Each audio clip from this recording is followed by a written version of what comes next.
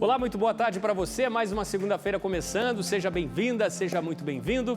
O Pauta Aberta desta segunda-feira, dia 14 de março de 2022, está no ar. A você de casa, sempre ligado na programação da TV Evangelizar.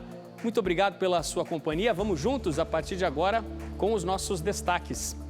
O mundo acompanha com tristeza o 19º dia de guerra, de invasão da Rússia ao território ucraniano. E nesta segunda-feira a gente conta o que aconteceu na tentativa de uma quarta mesa de negociações para cessar fogo.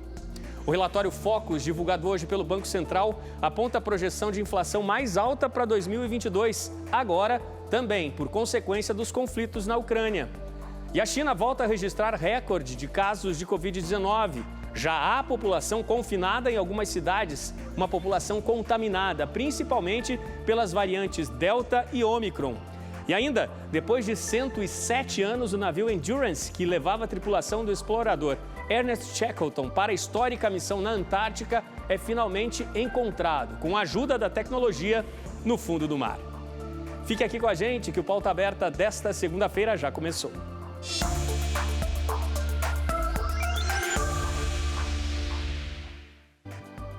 A guerra na Ucrânia chegou hoje ao 19º dia. No rastro deixado pela invasão das tropas russas, estão mortes, destruição e milhões de refugiados que vão se espalhando pela Europa. De acordo com a ONU, já são 2.800.000 pessoas. A aproximação em bloco das tropas russas à capital Kiev deixou mais vítimas no começo desta segunda-feira. O dia começou na capital com um bombardeio a um edifício na região de Obolon. Ao menos 12 pessoas ficaram feridas. Entre os feridos estava esta senhora de idade, que desesperada gritava enquanto era retirada do prédio pelos socorristas. Uma pessoa morreu, de acordo com as equipes de emergência locais. Também pelos arredores de Kiev, outros bombardeios tinham como alvo a fábrica aeronáutica Antonov. E fragmentos dos ataques se espalharam por uma rodovia no distrito de Kurinivka. Atingiram veículos, o que terminou em mais uma tragédia, 6 feridos e outra pessoa morta. Longe da capital, em Mariupol, que está sitiada e sem abastecimento já há quase 2 semanas, a notícia mais triste hoje foi a confirmação da morte daquela gestante que estava entre os 17 feridos depois do ataque a uma maternidade da cidade portuária. Mariupol é considerada estratégica porque liga o país ao Mar de Azov, depois ao Mar Negro. A cidade hoje não está apenas desabastecida, está devastada depois dos ataques russos que não cessam. O chefe de Relações Exteriores da União Europeia informou nesta segunda-feira que o número de mortes apenas de civis em Mariupol já chega a 2.400. Por lá, os corredores humanitários não funcionaram com eficácia. Muitos moradores, por vários dias, ficaram sob fogo cruzado. Outros tantos estão escondidos em abrigos subterrâneos. Há pouca água, pouca comida, o abastecimento da cidade comprometido. O Ministério da Defesa da Rússia divulgou ontem as imagens deste drone, uma aeronave militar não tripulada, no momento da decolagem e depois em outro momento quando atinge o alvo na Ucrânia. O dia foi marcado domingo também pela morte de um jornalista norte-americano, Brent Renaud, um premiado documentarista. De acordo com informações dadas por colegas, ele foi vítima de soldados russos em Irpin, na região de Kiev. O jornalista, que usava crachá do jornal The New York Times, que segundo o periódico teria prestado serviços para a empresa em 2015, foi atingido após a passagem por um posto de inspeção russo. O colega dele, que ficou ferido, descreveu o que houve.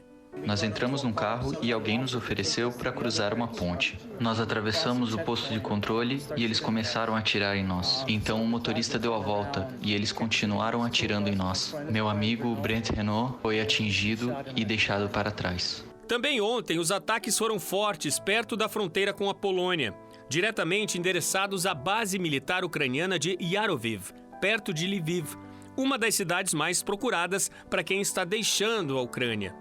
Pelo menos 35 pessoas morreram, 134 ficaram feridas. A ofensiva russa sobre a base, localizada a 25 quilômetros da fronteira com a Polônia, foi duramente criticada pelo secretário norte-americano Antony Blinken. A brutalidade deve parar, disse ele pelo Twitter.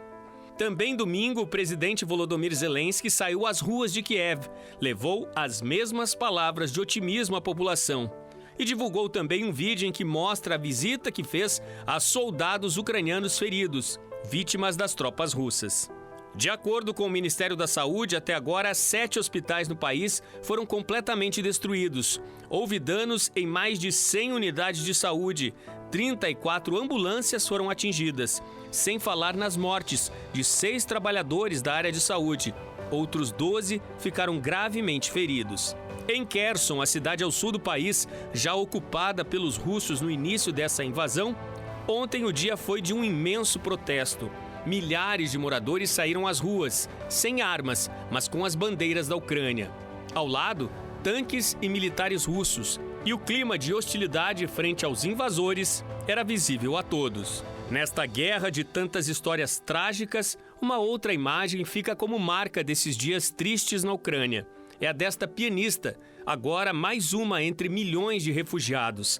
Na casa onde mora, já parcialmente destruída pelos ataques russos, pela última vez ela vai ao piano. Не получается.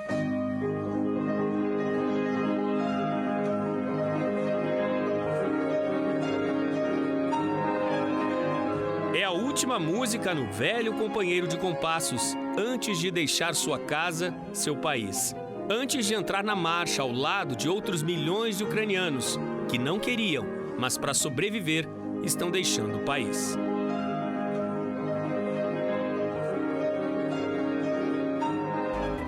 A força de milhões de ucranianos é também resistir, né? Mesmo refugiados, são ucranianos que sempre acreditam na vitória e que acreditam, sim, que vão resistir.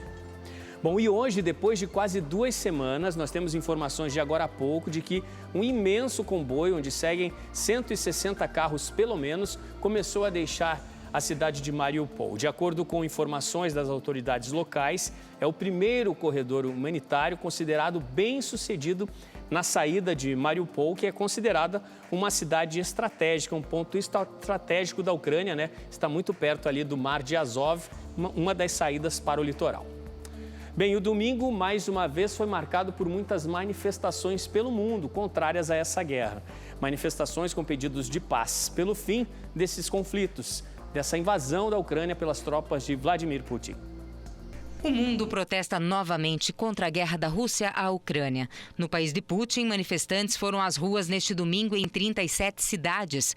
Pelo menos 850 pessoas foram presas só ontem. E desde o início da guerra, aproximadamente 15 mil pessoas foram presas na Rússia. E representantes dos dois lados demonstraram que estão mais abertos ao diálogo no dia em que as tropas do Kremlin atacaram uma base ucraniana perto da fronteira com a Polônia. Segundo uma agência de notícias russas, a RIA, um negociador do Kremlin, disse que as delegações, quem sabe, podem chegar em breve a uma negociação conjunta. Do lado ucraniano, também se acredita que resultados possam ser alcançados em alguns dias. Um negociador ucraniano afirmou que, a princípio, a Ucrânia não vai ceder em nenhuma posição, mas que a Rússia já estaria começando a falar de forma construtiva.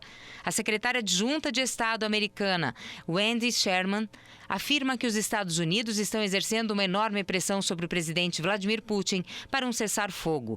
O primeiro-ministro britânico Boris Johnson elogiou o presidente da Ucrânia, Volodymyr Zelensky, e o povo ucraniano pela coragem e disse ainda que as ações bárbaras de Putin estão testando não apenas a Ucrânia, mas toda a humanidade. Em Berlim, capital da Alemanha, cerca de 30 mil pessoas protestaram contra a guerra deflagrada pela Rússia. A estimativa divulgada pelos organizadores foi de 60 mil participantes. Nos cartazes, frases como solidariedade sim, armas não, mostram que muitos alemães são contra o país mandar armas para a Ucrânia. E aqui no Brasil, com a disparada nos preços dos combustíveis, a expectativa de inflação para 2022 subiu, passou para 6,45%. Esses números não devem parar apenas aí. Depois do susto que o brasileiro levou ao abastecer o veículo na última sexta-feira, a estimativa da inflação para este ano é de 6,45%. Segundo especialistas, esta já é a 9ª alta na expectativa da inflação anunciada pelo mercado financeiro. Tudo isso em meio à disparada no preço do petróleo, instigado pela guerra da Rússia contra a Ucrânia. Na prática, isso significa que os reflexos vão ser sentidos no bolso do consumidor, que além de pagar mais na hora de abastecer, vai sentir também o aumento na taxa dos juros. Estas informações foram divulgadas hoje pelo Banco Central.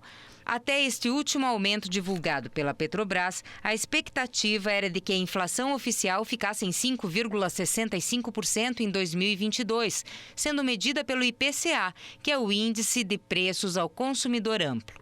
Se confirmada a previsão do mercado para a inflação em 2022, vai ser o segundo ano seguido de estouro da meta da inflação. Em 2021, o IPCA somou 10,06%, o maior desde 2015. O objetivo do Conselho Monetário Nacional era de manter a inflação oficial entre 2% e 5% este ano.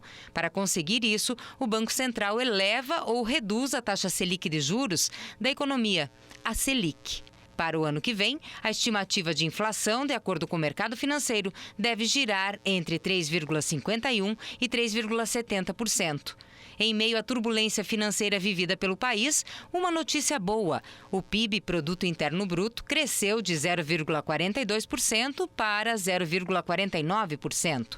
O PIB é a soma de todos os bens e serviços produzidos no país e serve para medir a evolução da economia, mas esse índice deve cair no próximo ano.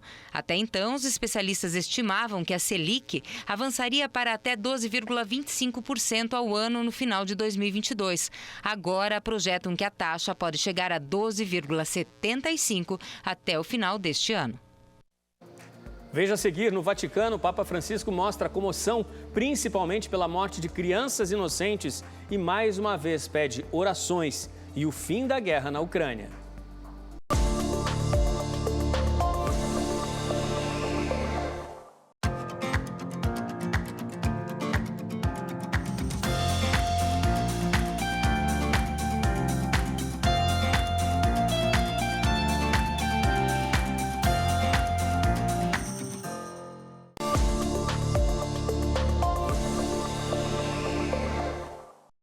Pauta Aberta está de volta para esse segundo bloco. Falamos ao vivo para todo o país, são 4h45 da tarde agora. E eu já quero chamar aqui no nosso telão Jucinei Cardoso, nosso correspondente internacional, que acompanha aí todas as manifestações, né, dessa guerra que ocorre aí na Europa, mais na Europa Oriental. Jucinei, muito boa noite para você. Boa tarde para vocês aí no Brasil, Odilon. Jucinei, hoje aconteceu uma tentativa de uma quarta mesa de negociações entre russos e ucranianos. Em que pé estão essas negociações? Há declarações aí de representantes da Ucrânia de que a Rússia estaria um pouquinho mais aceitando algumas negociações. Aí, o que está acontecendo? Essa já é uma expectativa que foi criada a partir dos últimos encontros que nós percebemos entre russos e ucranianos na semana passada, inclusive no encontro realizado entre os ministros de Relações Exteriores, apesar de não ter tido um efeito muito prático, mas a expectativa era justamente essa. E por isso eles decidiram por uma quarta rodada de negociações, dessa vez num formato diferente, feita através de uma videoconferência, mas o que aconteceu foi que o resultado ainda não foi divulgado, porque as partes decidiram fazer aquilo que eles chamaram de uma pausa técnica, Odilon. Na verdade, essas discussões vão ser retomadas amanhã e, claro, com grande expectativa para aquilo que vão trazer para a mesa de negociação, né? Quais são essas expectativas aí para amanhã? Pode-se desenhar alguma evolução aí, um cessar-fogo, é o que todo mundo espera, né?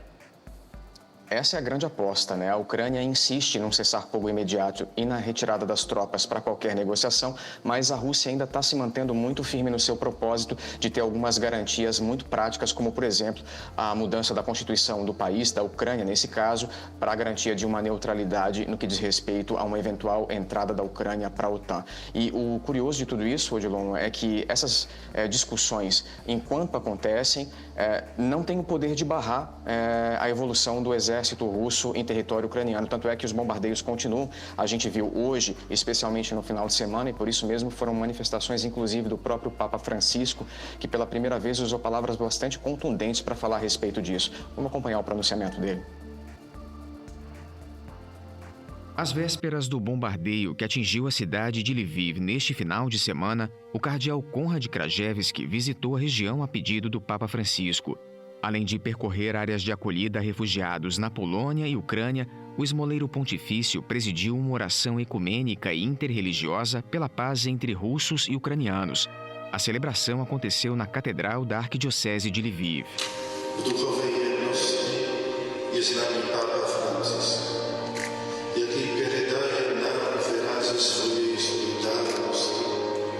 A ida de Krajewski à Ucrânia faz parte das ações da Santa Sé pelo fim dos conflitos, pedido que o Santo Padre voltou a fazer neste domingo, logo após a oração do Ângelus. Francisco destacou a situação vivida em Mariupol, que, nas palavras do pontífice, se tornou uma cidade mártir da guerra desoladora que está devastando a Ucrânia, e não poupou palavras para condenar o que chamou de massacre de civis. Diante da barbárie da matança de crianças, de inocentes e de civis indefesos, não existem razões estratégicas plausíveis. Deve-se somente cessar a inaceitável agressão armada, antes que reduza as cidades em cemitérios. Francisco pediu que todas as comunidades diocesanas e religiosas aumentem os momentos de oração pela paz e, de forma contundente, uniu sua voz àquela das pessoas comuns que imploram pelo fim da guerra. Em nome de Dio, se ascolti il grido di chi soffre. Em nome de Deus, se ouça o grito de quem sofre e se ponha fim aos bombardeios e aos ataques. Que se invista real e decididamente na negociação e que os corredores humanitários sejam efetivos e seguros. Em nome de Deus, eu peço, parem esse massacre. Vi chiedo, fermate questo massacro.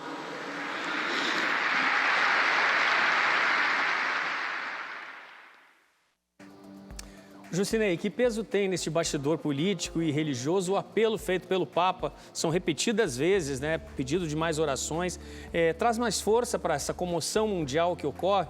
Enfraquece a posição política da Rússia? O Papa também disse ontem, né, que mostrou especial preocupação com a cidade de Mariupol. Seriam milhares de mortes por lá. Hoje parece que funcionou a abertura de um corredor humanitário, né, sem ataques, com mais pessoas deixando a cidade que está inteiramente destruída aí pelos ataques russos. Tudo isso é consequência do que os líderes têm falado nos últimos tempos e que tem formado muito da opinião pública, né? E com o Papa Francisco não é diferente, Odilon. Ele tem um peso bastante grande no que diz respeito à dinâmica entre os países, porque acolheu um respeito muito grande na sua trajetória, por ser um grande conciliador, e utiliza esse poder justamente para tentar aquilo que todo mundo espera, que é uma conciliação entre as duas partes. Ele mobiliza muito a população de uma forma geral, colocou a Santa Sé à disposição para que intervisse diretamente e levasse auxílio humanitário aos refugiados. Tanto é que um dos cardeais que foram destacados por ele para ir para a área de conflito está voltando agora, cardeal Michael Czerny, vai novamente voltar para a Ucrânia para poder atender essas pessoas. Enfim, é todo um movimento no sentido de fazer com que a população se alerte para o que está acontecendo, evidentemente, e faça a sua parte no sentido de ajudar a quem precisa. Mobilizar a população é uma das forças do Papa Francisco. Agora, mudar a opinião do Kremlin está bastante difícil, pelo que a gente está percebendo. E a mobilização a gente está vendo, né? O mundo continua a protestar contra a guerra, inclusive na Rússia, né? Ontem mais de 30 cidades tiveram manifestações.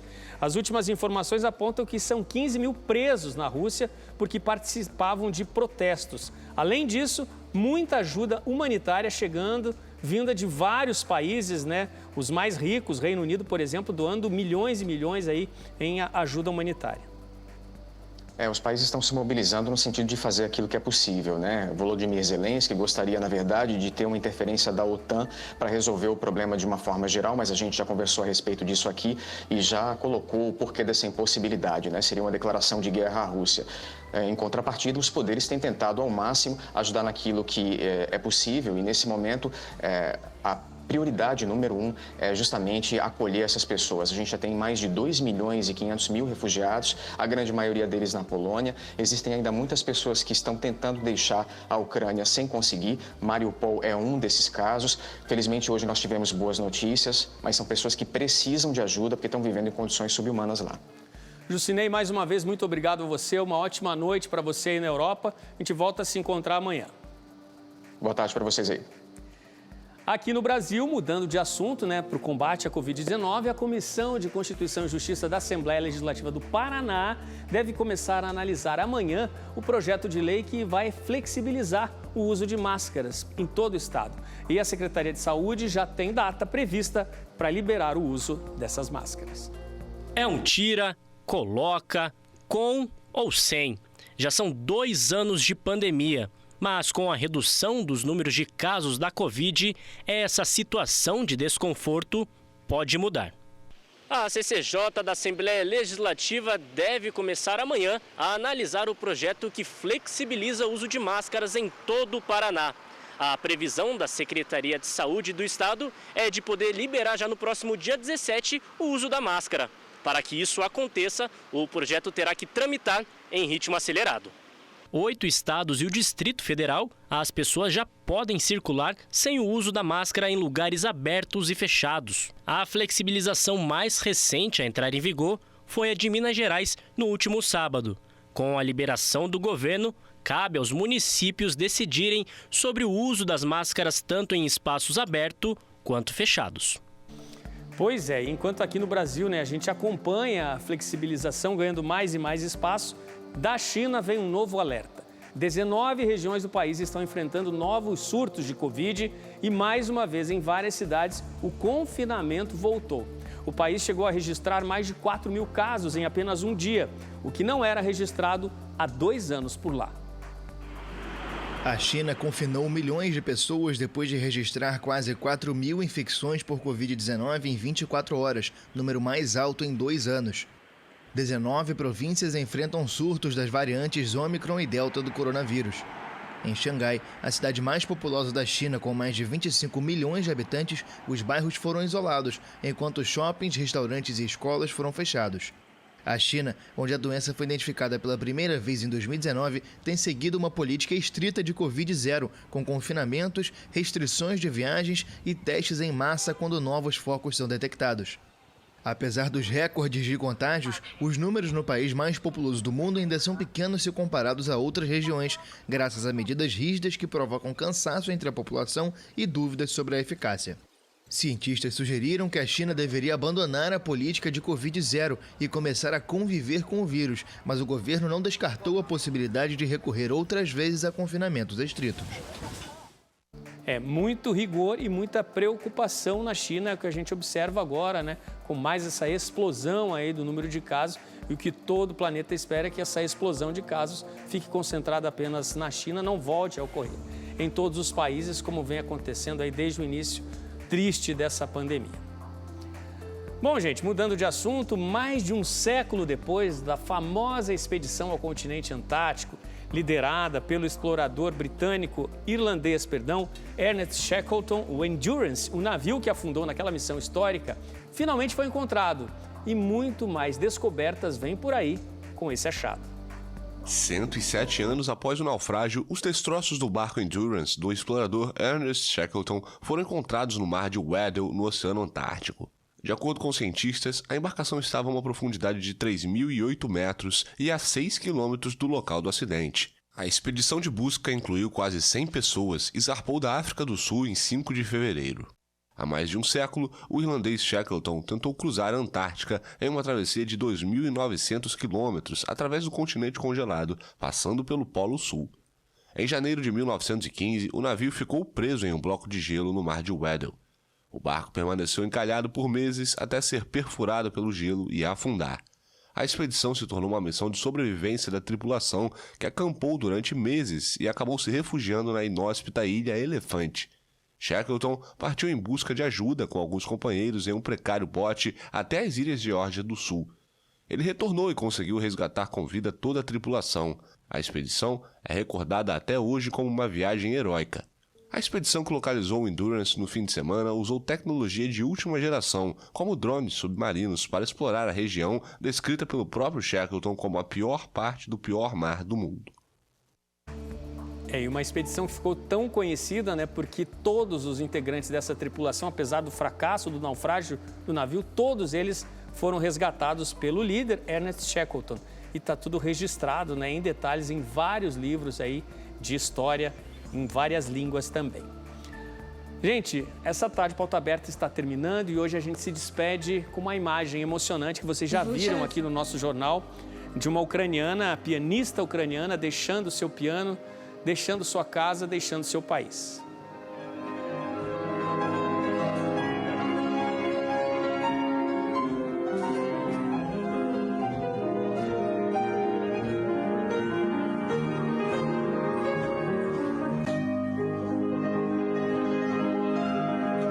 Aqui no Pauta Aberta, na TV Evangelizar. Eu espero você.